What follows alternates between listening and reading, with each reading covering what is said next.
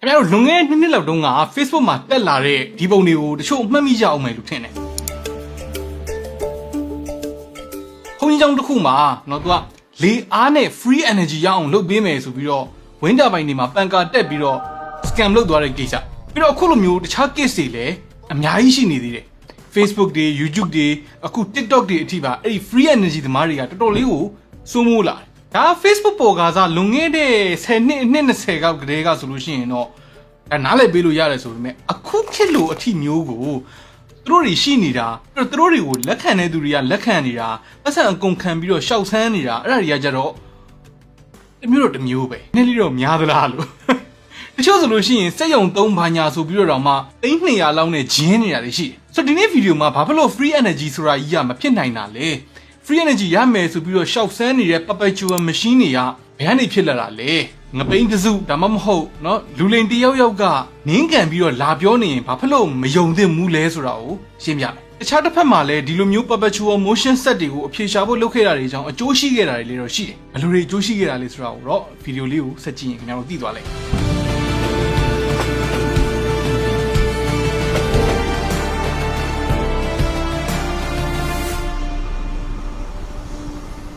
်တို့ဟိုးနှစ်ပေါင်းထောင်ချီကတည်းကလူတွေမှာမဖြစ်နိုင်တဲ့အိမ်မက်ကအခုပဲရှိတယ်အဲ့ဒါအပြင်ကနေပြီးတော့ဘာမှ energy ထည့်ပေးစရာမလိုဘဲနဲ့ထာဝရလေပတ်နေမဲ့စက်တစ်လုံးကိုတီထွင်ဖို့အဲ့ဒါကို perpetual motion machine လို့ခေါ်တယ်ဒီကောင်ကဂျိုးတစ်လုံးကနေကိုပတ်နေတယ်လို့မျိုးပေါ့နော်လေဟာနေထဲမှာပုတ်တိုက်မှုမရှိလို့လဲနေတာမျိုးမဟုတ်ဘူး तू ကတကယ်အလုံးလုံးနိုင်ရမှာဥပမာ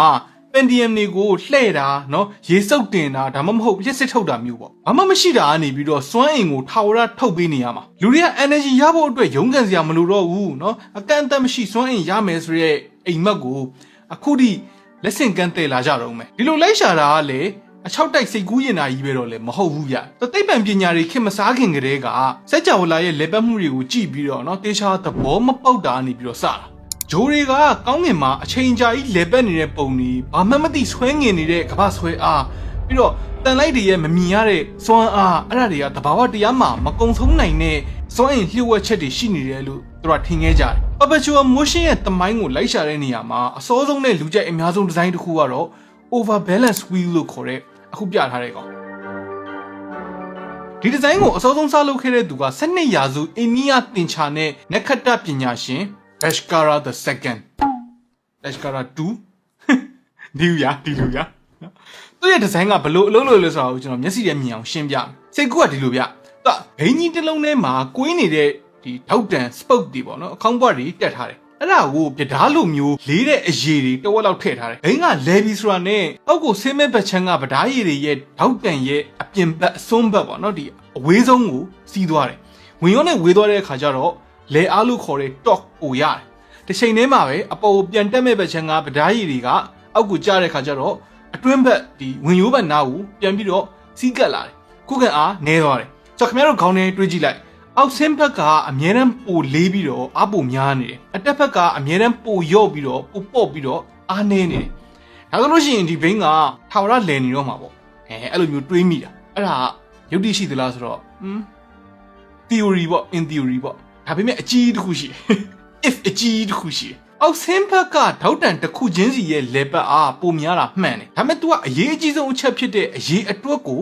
ထည့်မတွက်မိဘူးဘိန်းကိုအလဲတက်တက်ကနေပြီးတော့ထောင်လိုက်မြင်းတစ်ချောင်းဆွဲပြီးတော့ချမ်းကြည့်လိုက်အောက်ဆင်းတဲ့ဘက်ချမ်းမှာရှိနေတဲ့ထောက်တန်အရေးအတွက်ကနည်းနည်းပဲရှိတယ်အတက်ဘက်မှာရှိနေတဲ့ထောက်တန်အရေးအတွက်ကအများကြီးသွားဖြစ်နေတယ်အဆုံးသတ်မှာတော့အားများပြီးတော့အရေးအတွက်နည်းတာရတဲ့စုစုပေါင်းလေအားနဲ့အားနည်းပြီးတော့အရေးအတွက်များတာကနေရတဲ့စုစုပေါင်းတံပြန်လေအားအဲ့နှစ်ခုကအတိအကျသွားတူနေရောဆိုတော့ဘာဖြစ်လဲဆိုတော့အပြင်ကပေးတဲ့ force ကကုံသွားတာနဲ့ဘိန်းကလုံးဝမလဲတော့ဘူးသူအငိမ့်ဆုံးညီးမြတဲ့နေရာလေးကိုရှာပြီးတော့ငိမ့်သွားတော့တာဒါတိဆောက်ပုံမကောင်းလို့ဒါမှမဟုတ်ဒီ friction ပေါ့နော်ပုတ်တိုက်မှုများလို့အဲ့လိုမျိုးမဟုတ်ဘူးဒီဇိုင်းရဲ့သဘောတရားကအဲ့လိုညီမျှနေတာ friction လုံးဝမရှိတဲ့ ideal wall မှာတော့မှဒီဘိန်းကလဲမှာမဟုတ်ဘူးရာဇဝတ်တွေအများကြီးကြာပြီးတဲ့နောက်ပိုင်းမှာ Leonardo da Vinci ကိုယ်တိုင်ကလည်းဒီလိုဆက်မျိုးတွေကိုပုံချမ်းတွေဆွဲပြီးတော့လေ့လာကြည့်ခဲ့သေးတယ်နောက်ဆုံးမှာအလုံးမဖြစ်ဘူးဆိုတာကိုသူသဘောပေါက်သွားတယ်ဘယ်လိုပဲဖြစ်ဖြစ်ဒီ overbalance wheel ရဲ့ဆွဲဆောင်မှုကအားကောင်းလုံးတော့တစ်ခါရှုံးယုံတဲ့လူတွေကလက်မလျှော့ကြဘူးတမိုင်းတစ်လျှောက်မှာပုံစံမျိုးမျိုးနဲ့ဒီကောင်ပြန်လာတယ်ပစ္စည်းတွေမတူဘူးစက်ပစ္စည်းပုံစံတွေမတူဘူးတူတာကတော့ဒီဇိုင်းတွေအားလုံးကအကုန်လုံးကအမှားတစ်ခုတည်းကိုပဲ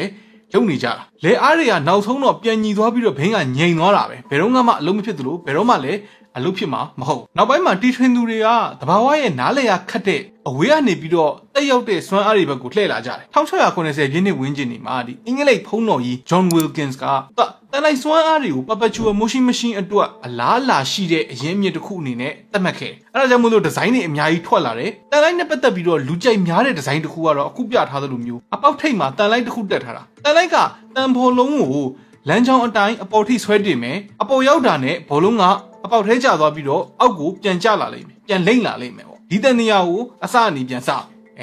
ဒီနေရာအမှားကြတော့ conservative force တွေကိုနားမလည်တာနေစားငြိမ်နေတဲ့တန်လိုက်ဆက်ကွင်းတစ်ခုကပတ်လန်းကြောင်းတစ်ခုတွင်းမှာအတဲ့အလုတ်ကိုထုတ်ပေးလို့မရဘူးတကယ်လို့တန်လိုက်ကဘောလုံးကိုကမ္ဘာဆွဲအားနဲ့ပုတ်တိုက်အားတွေကိုကြော်ပြီးတော့အပေါ်အထိဆွဲတင်နိုင်လောက်အောင်အားပြင်းမယ်ဆိုရင်အပေါ်ရောက်တဲ့အခါမှာဘောလုံးနဲ့တန်လိုက်နဲ့ကတ်နေမှာပြန်လွတ်မှာမဟုတ်အဲဒါကြောင့်မလို့အလုံးမဖြစ်ဘူးဒါမျိုးစက်တွေကို YouTube မှာခဏခဏတွေ့ရတယ်အဲ့ဒီမှာပြထားတာတွေအောက်ကနေပြီးတော့မော်တာတစ်ခုခုနဲ့ပြန်တွန်းနေလို့ရတယ် Wheel down here in the hole and the motor noise is really loud. It's certainly not the nice quiet calming effect I thought we were going to get from this machine. အဲ့လိုမျိုးဗီဒီယိုတွေရဲ့အောက်မှာလဲ comment တစ်ခုအများနဲ့တွေ့လိမ့်မယ် Every perpetual machine has a hidden motor in it ဆိုတ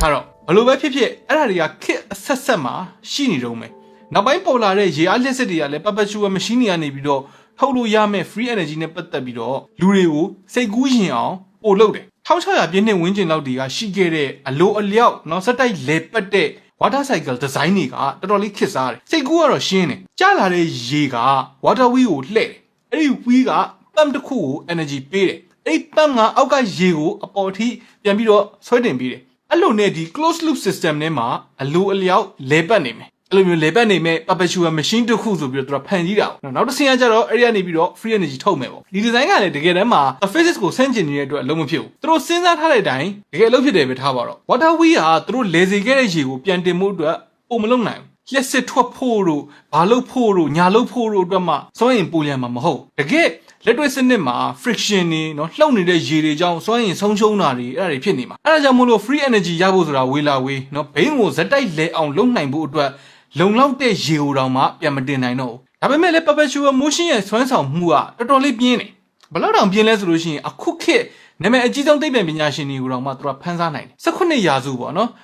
သိပ္ပံတော်လှန်ရေးပေါ့အဲ့ဒီမှာအဓိကကျတဲ့ဓာတုဗေဒတို့ယူပဗေဒတို့အဲ့လိုမျိုးပညာရှင် Robert Boyle က perpetual machine တစ်ခုကိုအဆိုပြုခဲ့အဲ့ဒါကို Boyle self flowing mass လို့လူသိများတယ်အဲ့ဒီပလင်းကအခုပြထားသလိုမျိုးသူကအောက်ခြေတွယ်ပြီးတော့အပေါ်ကားတဲ့ခွက်ကြီးတစ်ခုလိုပဲသူ့မှာအခေါင်းပွားပိုက်တွယ်လေးတစ်ခုပါတယ်အဲ့ဒီပိုက်ကအောက်ကိုကွေးဆင်းသွားပြီးတော့ခွက်ရဲ့အောက်ခြေကနေပြီးတော့အထဲကိုပြန်ဝင်သွားတယ်ဒီဇိုင်းကတော့လှတယ်သူအလုံးလုံးမယ်လို့မျှော်လင့်ထားတဲ့ပုံစံကအဲ့ဒီခက်ကလူတွေတိတ်နားမလည်သေးတဲ့ဖြစ်စဉ်တစ်ခုကိုအခြေခံထားတယ် capillary action လို့ခေါ်တဲ့စံကြီးမြင်သွေးကြောပုံစံမျိုးပိုက်သေးသေးလေးတွေကနေပြီးတော့အရေအပေါ်ကိုတက်ဖြစ်စဉ်လူတွေထင်တာကပလင်းရဲ့အရေကဒီပိုက်ချင်းချင်းလေးတွေကို capillary အားကြောင့်အပေါ်ထိတက်လာမယ်ပြီးတော့ခွက်ထဲကိုပြန်ရှန်ကျသွားမယ်ဒီလိုနဲ့သူ့ဘာသာသူအဆက်မပြတ်စီးဆင်းနေမယ်လို့သူကတွက်ထားတာဒါပေမဲ့လည်းယူဘဗေဒသဘောတရားတစ်ခုကိုနားလည်မှုလွဲသွားတာ capillary action ကအရေကိုကပတ်ဆွဲအားကိုဆန့်ကျင်ပြီးတော့ပိုက်ချင်းတွေကိုတက်စေနိုင်တာတော့မှန်တယ်ဒါပေမဲ့အကန့်အသတ်ရှိတယ်အရေကဘယ်အထိပဲတက်နိုင်တယ်လဲဆိုတော့သူကအပေါ်ကိုဆွဲတင်နေတဲ့ surface tension အားနဲ့အောက်ကိုဆွဲချနေတဲ့အရေရဲ့အလေးချိန်အားအဲ့နှစ်ခုညီသွားတဲ့အထိပဲပြန်ရှန်ချနိုင်ရလောက်တဲ့အမြင့်အထိဘလို့မှမတက်နိုင်ဘူးတကယ်လို့အပေါ်ဆုံးထိရောက်နိုင်ခဲ့တယ်ပဲဆိုပါအောင်ဆိုသူတို့အပေါ်တက်အောင်လို့ဆွဲတင်ခဲ့တဲ့အဲ့ဒီ surface tension ကပိုက်ရဲ့ထိပ်ဝက်မှာတည်ငြိမ်နေတဲ့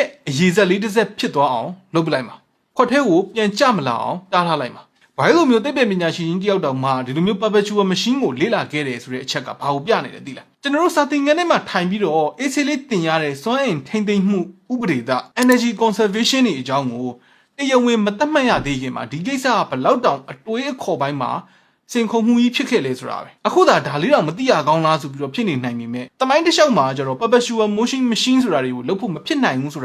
ာအရန်သိတာတဲ့ကိစ္စတခုမဟုတ်ခဲ့ဘူးဒီလိုနဲ့ရာစုနှစ်တွေချီပြီးတော့ကြာသွားတဲ့အချိန်မှာဒီ perpetual machine ကိုရှာဖွေတာတီထွင်လိုက်နော်ဖေးသွားပြန်လိုက်နဲ့တန်တရားလဲနေလူတွေကအလုံးမဖြစ်တာကိုသူကပုတ်တိုက်မှုလို့ခေါ်တဲ့ဒီ friction တွေဒီဆောက်ပုံလို့ခေါ်တဲ့ဒီ engineering တွေအဲ့ဒါတွေမကောင်းတာကိုပဲအပြစ်တင်ခဲ့ကြတယ်ဒါပေမဲ့တကယ်တမ်းကတော့အဲ့လိုအလုံးမဖြစ်တာမှာပို့ပြီးတော့အခြေခံကြတဲ့ယူဘဗေဒပညာရပ်တစ်ခုရှိနေအဲ့ဒါကတော့ thermodynamics ပဲ thermodynamics ကတကယ်လက်တွေ့ရေနွေးငွေ့စက်တွေရဲ့စွမ်းဆောင်ရည်ကိုနားလည်ဖို့ ပြီးတော့ perpetual motion set တွေဘာကြောင့်အမြဲတမ်း fail နေတာလဲဆိုတာကို theory နဲ့အတိအကျရှင်းပြဖို့အတွက်လိုအပ်ချက်တွေကနေပြီးတော့ပေါက်ဖွာလာတာပြီးတော့မဖောက်ပြတ်နိုင်တဲ့ universal law ကြီးနှစ်ခုကိုချမှတ်ပေးခဲ့တယ်ပထမဆုံးဥပဒေသားပေါ့နော် thermodynamics ရဲ့ပထမဥပဒေသားက law of conservation of energy ကျွန်တော်တို့ဖင်ကုန်းချက်ခဲ့ရတဲ့ဟာပဲ energy can neither be created nor destroyed စွမ်းအင်ကိုဖန်တီးလို့လည်းမရဘူးဖျက်ဆီးလို့လည်းမရဘူးသူ့ရဲ့ပုံစံကိုပဲပြောင်းလို့ရတယ်ဥပမာ dynamite တစ်တောင်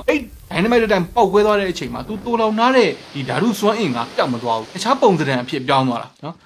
လွင့်သွားတဲ့အစအနတွေရဲ့အရွေစွမ်းအင်ပြောမယ် kinetic energy နော်အပေါ်ကိုလွင့်တက်သွားလို့ရလာတဲ့ potential energy ပြီးတော့ပောက်ကွဲမှုနဲ့အတန်လှိုင်းကနေပြီးတော့ထွက်လာတဲ့အပူနဲ့အတန်စွမ်းအင်အဲ့လိုမျိုးတွေအနေနဲ့ပြောင်းသွားတာတကယ်လို့ဒီလိုထွက်လာတဲ့စွမ်းအင်တွေအကုန်လုံးကိုနီလန်တစ်ခုခုနဲ့တိတိကျကျတိုင်းတာနိုင်မယ်ဆိုလို့ရှိရင်သူတို့ရဲ့စုစုပေါင်းကအစောတုန်းကရှိခဲ့တဲ့ဓာတုစွမ်းအင်နဲ့အတိအကျညီနေမှာ perpetual motion တွေကအမျိုးအစားတစ်ခုဟာဘာစွမ်းအင်မှမထည့်သွင်းမဲ့နဲ့ work done ထုတ်ပေးမယ်ဒါမှမဟုတ်သူတုံးလိုက်တာထက်ပိုများတဲ့စွမ်းအင်တစ်ခုကိုထုတ်ပေးမယ်ဆိုတဲ့အကောင်မျိုးဘာမှမရှိတာကနေပြီးတော့စွမ်းအင်တစ်ခုကိုဖန်တီးဖို့အတွက်ကြိုးစားတာ first law အရာဒါမဖြစ်နိုင်ဘူးလို့သိကြဖို့ပြောလို့ရတယ်စက်တလုံးကလှုပ်လိုက်တဲ့အလုပ်အတိုင်းတွေသူ့ရဲ့စွမ်းအင်ကအဲ့ဒီပမာဏနဲ့ညီမျှအောင်လျော့သွားမှာဒါမှမဟုတ်အပြင်ကနေပြီးတော့အဲ့ဒီပမာဏနဲ့ညီမျှတဲ့စွမ်းအင်ကိုယူသုံးရမယ်ဘာမှမရှိတာကနေပြီးတော့တစ်ခုခုရရမယ်ဆိုတဲ့အိမ်မက်ကစိတ်ကူးရင်တက်တက်ပဲတကယ်မဖြစ်နိုင်ဘူးကဲဆိုတော့ first law ကခင်ဗျာစွမ်းအင်အသစ်ကိုဖန်တီးလို့မရဘူးအဲ့လိုပြောတယ်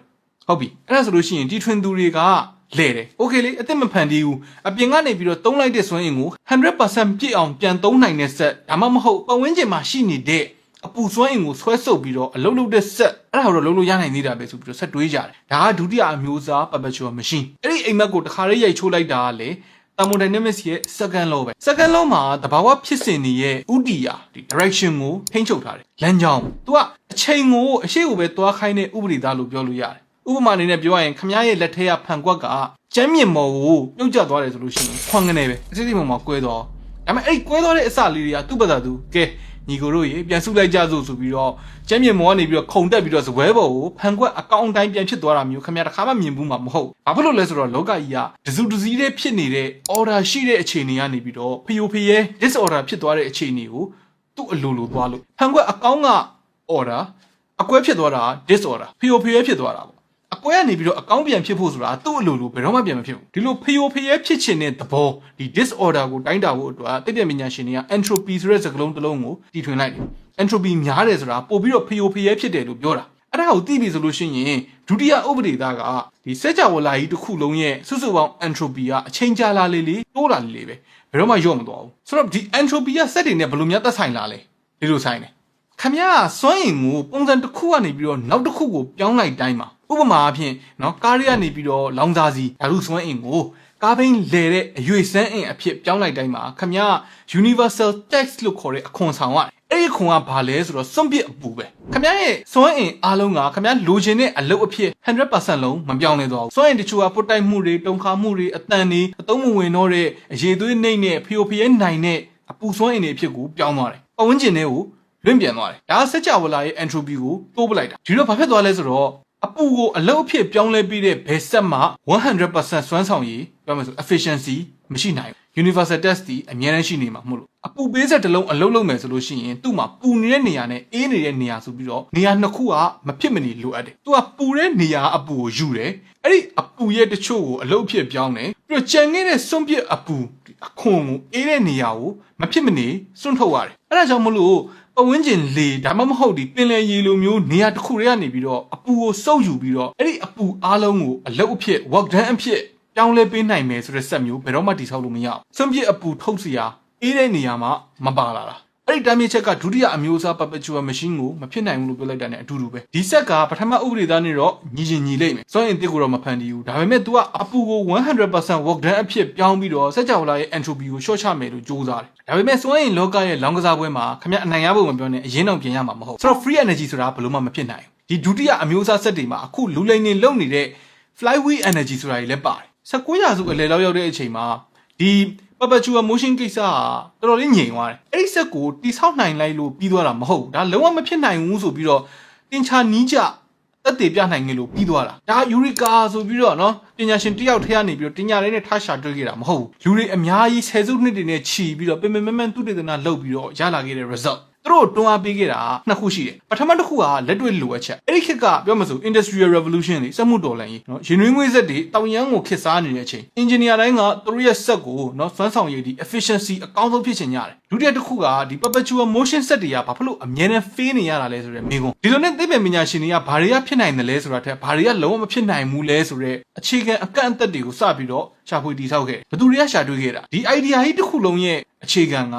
1824ခုနှစ်ပြင်သစ် engineer ကြီး Sadi Carnot ဆိုတဲ့သူကစခဲ့သူက perpetual motion machine တွေကိုလိုက်ဆောက်နေတာမဟုတ်သူပို့ပြီးတော့လက်တွေ့ကြတယ်သူသိချင်တာကငါရဲ့ရင်နှွေးငွေဇက်ကဘာဖြစ်လို့စွမ်းဆောင်ရည် 100% ဘယ်တော့မှမရတာလဲဆိုတာပဲသူလေ့လာပြီးတော့ဘာတွေ့လဲဆိုတော့ဘယ်အပူပေးစက်မဆိုအကောင်းဆုံးစွမ်းဆောင်ရည်ကပူတဲ့နေရာကနေပြီးတော့အေးတဲ့နေရာကြားတွေကအပူချိန်ခြားနားမှုပေါ်မှာပဲမူတည်ရဲဆိုတာအဲ့ဒါကိုသက်သေပြခဲ့တယ်အပူချိန်ကွာခြားမှုမရှိရင်ဘာအလုံးမလုပ်လို့မရဘူး။နောက်ကလမ်းကြောင်းကိုရှင်းပေးလိုက်တဲ့အခါကျတော့1850ခုနှစ်မှာတခြားပညာရှင်ကြီးတွေကဆက်ဝင်လာတယ်။အဓိက2ယောက်နော်။ပထမတစ်ယောက်က Rudolf Clausius တဂျာမန်။ဒီဥပဒေသားနှစ်ခုစလုံးကိုရှင်းရှင်းလင်းလင်းဖော်ထုတ်ခဲ့တယ်။ပြီးတော့1865မှာ entropy ဆိုတဲ့စကားလုံးကိုသူကစပြီးတော့မိတ်ဆက်ပြီးတော့အမည်ပေးခဲ့တာ။ဒုတိယတစ်ယောက်ကကျတော့ William Thomson Lord Kelvin လို့လည်းခေါ်တယ်။သူကကျတော့ British ပေါ့။သူကလည်းဒီဥပဒေသားကိုတိကျဖော်ထုတ်ခဲ့တယ်။သူတို့နှစ်ယောက်ရဲ့ကြိုးပမ်းမှုကြောင့် thermodynamics ဆိုတာတိကျတဲ့သိပ္ပံပညာတစ်ခုအနေနဲ့ပေါ်လာတာသူတို့ရဲ့အဓိကရည်ရွယ်ချက်ကစွမ်းအင်ပြောင်းလဲခြင်းရဲ့နယ်နိမိတ်ကို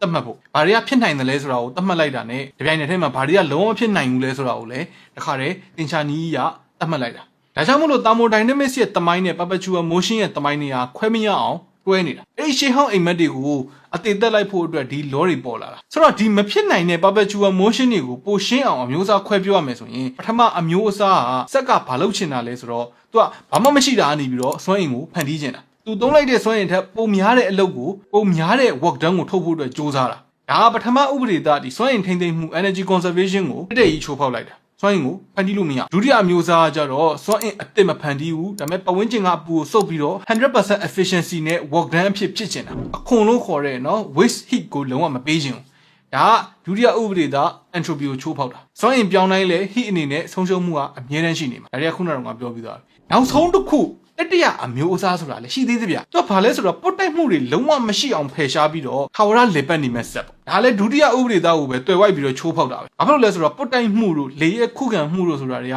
entropy တိုးစေတဲ့ဖြစ်စဉ်တွေရဲ့လက်တွေ့ပြရုပ်တွေအဲ့ဒါတွေကိုလုံးဝဖယ်ရှားပစ်ဖို့ဆိုတာမဖြစ်နိုင်ဘူးဒါပေမဲ့အမှားကောင်းလို့ပဲပြောရမလားမသိဘူးအဲ့လိုမဖြစ်နိုင်တဲ့စက်ကြီးကိုတိဆောက်ဖို့စ조사ခဲ့တဲ့ဒီရာစုနှစ်ချီတဲ့ကြိုးပမ်းမှုတွေကသိပ္ပံရဲ့သမိုင်းမှာအလကားတော့မဖြစ်ခဲ့ဘူးတကယ်တော့အရန်အကျိုးရှိတဲ့ကြိုးပမ်းမှုတစ်ခုဖြစ်သွားတယ်အဆုံးမရှိတဲ့စွမ်းဆောင်ရည်ပြောမှဆို infinite efficiency ပေါ့အဲ့ဒါကိုလိုက်ရှာခဲ့တဲ့ခရီးကကြာရှုံးမှုနဲ့တော့အဆုံးမသက်သွားဘူးအကန့်အသတ်ရှိတဲ့စွမ်းဆောင်ရည်ဆိုတဲ့နော် finite efficiency ဆိုတဲ့သိပ္ပံပညာကိုလူတွေတွေ့သွားတယ်ထူးဆန်းတာကစွမ်းအင်ပြောင်းလဲခြင်းရဲ့အမြင့်ဆုံးအကန့်အသတ်ကိုတိတိကျကျနားလည်သွားမှပဲလူတွေကစွမ်းအင်ကိုအကြီးအကျယ်သုံးသပ်သွားကြတယ်စိတ်ကူးရင်အိမ်မက်တစ်ခုကိုညှင်းပယ်ရင်းနဲ့ရလာတဲ့သဘောတရားတွေကခေတ်သစ်ကဘာကြီးကိုတိဆောက်ဖို့အတွက်မရှိမဖြစ်လိုအပ်တဲ့ကိရိယာတွေဖြစ်လာတယ်အဓိကကတွေးခေါ်ပုံပြောင်းလဲသွားတာ Sadi Carnot ရဲ့လေ့လာမှုတွေကြောင့်သူက 100% ပြည့်တဲ့မဖြစ်နိုင်တဲ့ target ကိုလိုက်မခိုင်းဘူးအကောင်းဆုံးဖြစ်နိုင်မဲ့စွမ်းဆောင်ရည်အတွက် formula တစ်ခုကိုသူထုတ်ပေးခဲ့တယ်ဒီ Carnot efficiency က TH လို့ခေါ်တဲ့အပူနဲ့ TC လို့ခေါ်တဲ့အေးရဲ့ကြားထဲမှာအလုံးလုံးနေတဲ့ဘယ် engine အတွက်မဆို theory အရအမြင့်ဆုံးရနိုင်တဲ့ ceiling ကိုသတ်မှတ်ပေးလိုက်တယ်ဒီ ceiling က 100% အထက်တော့အမြဲတမ်းနည်းမှာပေါ့ဒီအချက်ကိုသိသွားတာ engineering ပညာရပ်ကိုလုံးဝပြောင်းလဲပစ်လိုက်တာအဲ့ဒီနောက်ပိုင်းမှာတီထွင်တဲ့သူတွေအာရုံစိုက်လာတာ free energy ထုတ်ပေးတဲ့စက်တီထွင်ဖို့မဟုတ်တော့ဘူးတကယ်လက်တွေ့ engine တွေကိုကားတော့သတ်မှတ်ထားတဲ့အဲ့ဒီ ceiling နဲ့အနည်းဆက်ဆုံးဖြစ်အောင်လို့ဒီဇိုင်းဆွဲဖို့အတွက်ဖြစ်သွားတယ်ဒီလိုမျိုးလက်တွေ့ကြတဲ့ရည်မှန်းချက်တွေ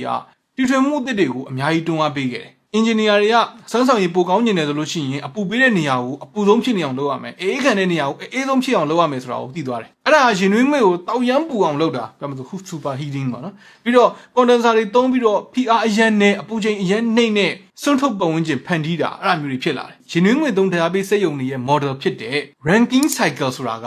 အဲ့ဒီသဘောတရားတွေကိုဓာတ်ရိုက်အသုံးချထားတာအခုဆိုလို့ရှိရင်ကမ္ဘာပေါ်ကလျှက်စစ်အများစုကိုအပူစွမ်းအင်သုံးဓာတ်ပေးစက်ရုံတွေကနေပြီးတော့ထုတ်တာကြောက်မီးသွေးတို့သဘာဝဓာတ်ငွေ့တို့ဒါမှမဟုတ်နျူကလ িয়ার ပဲတုံအကုန်လုံးကthermodynamics သဘောတရားတွေတခုတည်းနဲ့ပဲအလုပ်လုပ်ကြတာအပူကိုသုံးတယ်ဖိအားမြင့်ရင်နှွေးငွေ့ကိုထုတ်တယ်အဲ့ဒီရင်နှွေးငွေ့ကနေပြီးတော့တာဘိုင်ကိုလဲအောင်လုပ်တယ်အဲ့ကနေပြီးတော့ generator ကိုလှည့်တယ်ဓာတ်ပေးစက်ရုံဒီဇိုင်းတစ်ခုလုံးက boiler ကနေပြီးတော့ cooling tower တွေအထိဒုတိယဥပဒေသားရဲ့တင်းကျပ်တဲ့အကန့်အသတ်တွေကနေပြီးတော့အလုပ်အများဆုံးထွက်နိုင်အောင်လုပ်ရတဲ့ test တွေသူက တည်ယူပို့ဆောင်ရေးမှာလည်းအဲ့လိုပဲကားတွေ truck ကားတွေလေယာဉ်တွေတွေကနော်ဒီ ICE လို့ခေါ်တဲ့ internal combustion engine တွေကအားလုံးက heat engine တွေတို့လည်းဒီဥပဒေသားရဲ့အောက်မှာပဲအလုပ်လုပ်ရတယ်အိပ်ပဲနီးကြမှာဖြစ်နိုင်မှုဆိုပေမဲ့အလကားရတဲ့စွမ်းအင်ဆိုတဲ့အိမ်မက်ကဘယ်တော့မှတော့ပျောက်မသွားဘူးဒါကလူတွေရဲ့တဘာဝအကန့်အသတ်တွေကိုကြော်လွှားခြင်းနဲ့စိတ်ကိုပြသတယ်ပေါ့နော်အခုခေတ်မှာကျတော့အဲ့ဒီအိမ်မက်က pseudo science လောကမှာဆက်ပြီးတော့ရှင်းတန်းတယ် internet ပေါ်ကနော် YouTube TikTok ဗီဒီယိုတွေထဲမှာပေါ့အဲ့ဒီ set တွေထဲမှာ battery ဒါမှမဟုတ်တေးသေးလေးခွက်ထားတဲ့ motor ကိုသုံးထားလေးရှိတယ်ဒါမှမဟုတ်ပတ်ဝန်းကျင်ကအပူချိန်လေးဖီအားနည်းနည်းပြောင်းတာကိုအခွင့်ကောင်းယူပြီးတော့လဲပတ်ပြတာမျိုးတွေပဲများတယ်ဒါတွေက perpetual motion အစ်စ်လည်းမဟုတ်အဲ့ဒီလူလိန်တွေကလည်းဘယ်တော့မှတကယ်တမ်းလက်တွေ့သုံးနေတဲ့ long hour ဗီဒီယိုတွေရိုက်ပြမှာမဟုတ်ဘယ်လိုလုပ်ထားလဲဆိုတာကိုလည်းသိပ္ပံနည်းပညာကြကြဘယ်တော့မှရှင်းပြမှာမဟုတ်ဘူးဂျာဂွန်နေနဲ့ရှောက်ပြောနေမှာတယောက်ချင်းစီလေးလာဖို့ခေါ်ပြီးတော့လှည့်ခွက်တစ်ခုခုသုံးပြီးတော့ဂျင်းထည့်နေမှာဆိုတော့အဆုံးသတ်ရမယ်ဆိုလို့ရှိရင် perpetual motion ကိုရှာဖွေခဲ့တဲ့အကျိုးမရှိတဲ့ခီးရှည်ကြီးဟာတမိုင်းမှာအအောင်မြင်ဆုံးကြာရှုံးမှုတစ်ခုလို့ပြောလို့ရတယ်ရာစုနှစ်တွေချီပြီးတော့လူတွေကတကယ်မရှိတဲ့အရေးတစ်ခုကိုလိုက်ဖမ်းခဲ့ကြတယ်လူတွေကိုအကန့်အသတ်မရှိစွန့်အင်အလကားပေးမဲ့ဆက်တစ်လုံးကိုရှာခဲ့ကြတယ်အဲ့ဒီဆက်ကြီးကိုဘယ်သူမှတော့ဘယ်တော့မှတော့ရှာမတွေ့ခဲ့ဘူးဒါပေမဲ့အဲ့ဒီအစားအများကြီးပိုတမိုးရှိတဲ့အရာကိုတွေ့သွားတယ်သူတို့တွေရဲ့ဘိန်းတွေဘာလို့မလဲတာလဲပလင်းတွေဘာလို့ရေမရှမ်းတာလဲဆိုတာကိုနားလည်ဖို့အတွက်သူတို့အသေးအတန်ခဲမှန်စူးစမ်းခဲ့ရင်ရနေပြီးတော့စွမ်းအင်တွေအပူတွေ work done တွေအဲ့ဒီသဘောတရားတွေကိုအစနေပြီးတော့ပြန်တွေးခေါ်စေခဲ့တယ်အဲ့ဒီမှာကျွန်တော်တို့သင်ယူလိုက်ရတာစွမ်းအင်ကိုဖန်တီးလို့မရဘူးထိန်းသိမ်းလို့ပဲရတယ်ကြောင်းလဲတဲ့အခါမှာဘယ်တော့မှ 100% ပြန်မရဘူး entropy ဆိုတဲ့အခွန်ကိုစကြဝဠာကိုအမြဲတမ်းဆောင်ရတယ်အဲ့ဒီကြာရှုံးမှုရဲ့အမူအရခေတ်သစ်ကဘာကြီးပဲ perpetual motion ကိုတားခဲ့တဲ့ဒီပထမနဲ့ဒုတိယဥပဒေသားတွေကပဲကဘာပေါ်က engine set တိုင်းဓာတ်အားပေးစက်ရုံတိုင်းရေခဲတက်တာတိုင်းကိုဒီဇိုင်းဆွဲပေးခဲ့တဲ့နေရာမှာ